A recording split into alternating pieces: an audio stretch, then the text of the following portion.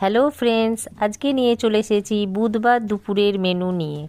এই দেখুন, প্রতিদিনের মতোই গরম গরম ভাত, একদম ধোঁয়া ওঠা ভাত।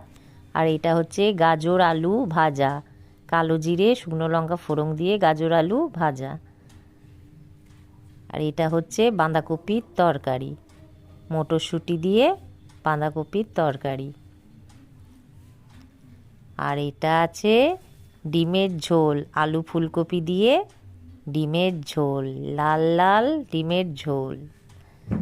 আর এটা হয়েছে শেষ পাতে কুলের চাটনি।